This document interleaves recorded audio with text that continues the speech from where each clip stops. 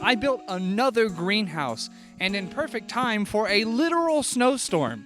Let's get out of this and take a look inside.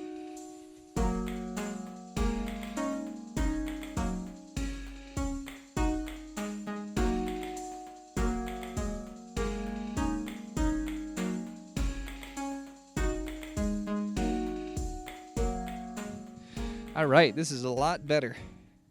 So, welcome to Greenhouse 2. First, let's talk about my plan for this place and my general plan of attack for this coming growing season. I live in Denver, Colorado, and I teach environmental science at a local high school. In the past year or so, I've found myself falling for the solar punk ideology, a hopeful vision for the future where people are decoupling themselves from fossil fuels and living more sustainably. And because I'm an Ohio boy, born and raised, I just so happen to enjoy farming. I really actually do enjoy gardening and growing my own food. So my plan for this summer is to expand the garden as much as possible. And to do that, I got this tent-style greenhouse.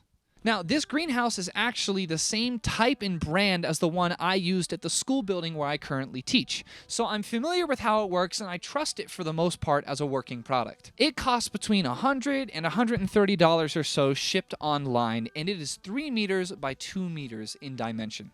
Now, the former patch of grass upon which I am currently sitting, I was allowed to till up because the previous landlord mentioned that this actually used to be garden space that got taken over slowly by grass. So I was allowed to tear this up and build this structure.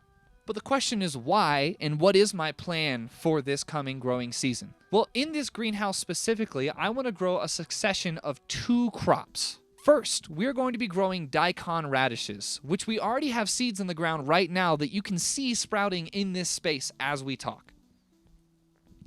Now, you may wonder why you want a greenhouse for such a thing, and the greenhouse isn't for the daikon radishes. The daikon radishes are for this plot of soil. The idea is that these radishes dig deep and can handle frost for a long time, so I'm using them early in the season to put holes in the ground and aerate this soil to get it healthier for when I put the main crop in, which is sugarcane. I know it sounds crazy to try and grow sugarcane in Denver, Colorado, where it's so cold and snows through May, but my plan is to see if this will work at all. And the reason for sugarcane is because I like sweet things. I don't like having to get everything I get from the store be processed, crazy corn sugar. And while it is true that sugar is sugar either way, I like the idea of being able to grow my own food. I've really fallen for this solar punk ideology of envisioning a future where people live more sustainably. And I want to try to make that happen where I live right now. And this greenhouse isn't all that I'm doing in preparation for the coming spring. I've been starting strawberry and pepper seedlings inside the house. And in the other greenhouse, I have cauliflower, blackberries, and a bunch of other things that I'm trying to get ready for this spring.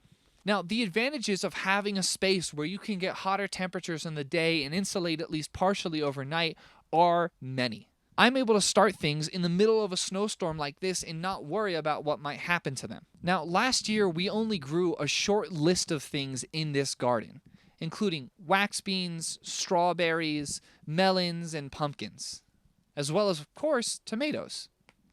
But this year, we'll be expanding what we grow by a lot, and this greenhouse will give me the security to know that I can grow later into the fall and may be able to start things other than sugarcane earlier in the season. All right, so now I'm going to take you through the process of getting this thing built, and it was easier than you think. To start, in early March, once the soil was workable down to about a foot or so, I started turning over this patch of grass to match the dimensions of this greenhouse.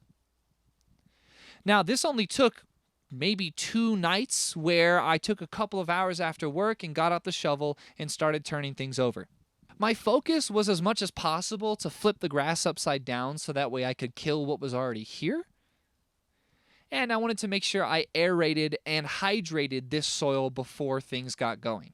Then, a few days later, after the kit for this hot tent-style greenhouse arrived, my fiance and I started putting together the basic metal frame. It's designed in a pretty simple way. It really is just like a cylinder with a rectangular prism for the bottom.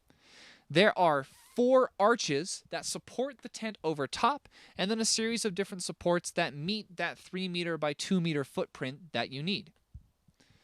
What's great is it actually has roll-upable ventilation in the form of these square paneled windows. Now, the plastic tent fabric itself really isn't that durable, but overall, if you build this structure correctly, it can handle wind, it can handle rain, and it can even handle what is currently a foot of snow.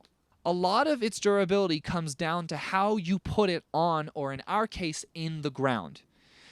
To build this in really stably, we dug a perimeter around this patch of grass, around this patch of dirt, and we let the greenhouse sink into the ground by anywhere from 6 inches to maybe a foot or so. So the actual plastic goes into the ground alongside the galvanized metal frame. This gives it a really great structural stability that keeps it from flapping around too much, and also, from what I can tell, it's definitely keeping heat in better than the undug-in greenhouse used at my school building.